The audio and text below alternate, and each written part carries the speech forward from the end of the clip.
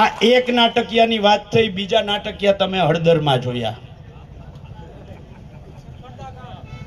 કડદાને બદલે ગળદા દેશું આવા શબ્દ બોલે છે અને પછી પોલીસ આવે છે. તમે બધા એના સાક્ષી છો. હું તો 200 કિલોમીટર 300 કિલોમીટર દૂર બેઠો બેઠો જોતો હતો. અને બીજા દિવસે 12 તારીખે આ ઘટના બને છે. 13 તારીખે આ નિર્દોષ ખેડૂતોને છોડાવવા માટે હું હિંમતસિંહ કટારિયા અને ભાઈ પ્રતાપસિંહ ડોડિયાને કહું છું, બે મિનિટ માટે ઊભા થાય.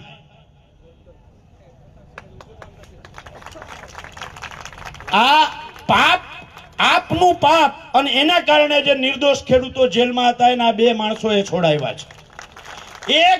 એક આપવાળો એને છોડાવવા નથી આવ્યો.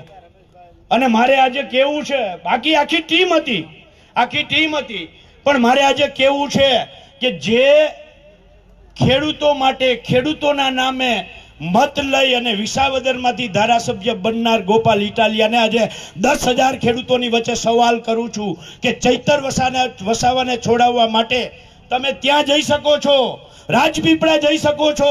ત્યાં જઈ અને કોર્ટમાં ઘૂસવા નથી દેતા. મારી પાસે આઈ કાર્ડ છે, હું વકીલ છું. આવું કરી અને ત્યાં તમે જાઓ છો. તો આ ખેડૂતો જેના મતથી તમે જીતા છો, એ મારા હળદરનો ખેડૂતનો શું વાંક હતો? ગોપાલભાઈ, તમે તો આગલા દિવસે રાજકોટમાં જ હતા. કેમ તમે અહીંયા ના આવ્યા પોલીસ સ્ટેશને? કેમ તમે ખેડૂતને ના છોડાવ્યા? એટલે આ નાટકિયાઓને સમજવાની જરૂર છે.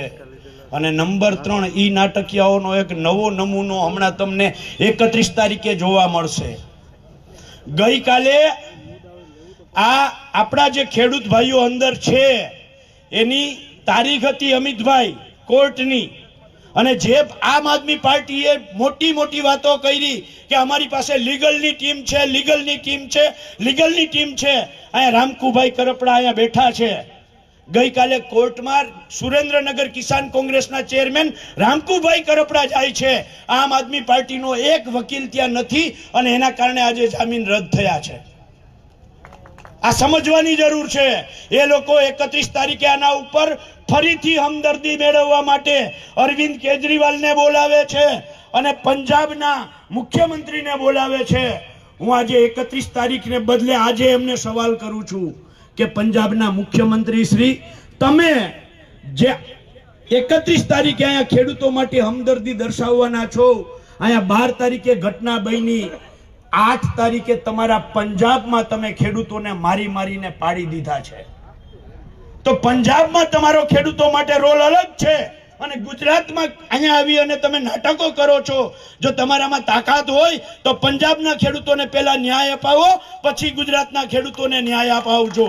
મિત્રો, વધારે વાત મારે નથી કરવી. ઇન્દ્રનીલભાઈ અહીં ઊભા થઈ ગયા છે અને ખૂબ સમય બધાએ આપ્યો છે અને આપણે બધા જ આગેવાનોને સાંભળવાના છે. ફરીથી એક નારો, ધરતી સે ક્યા નાતા હૈ. તમારે કહેવાનું છે ધરતી અમારી માતા હૈ. અરે ધરતી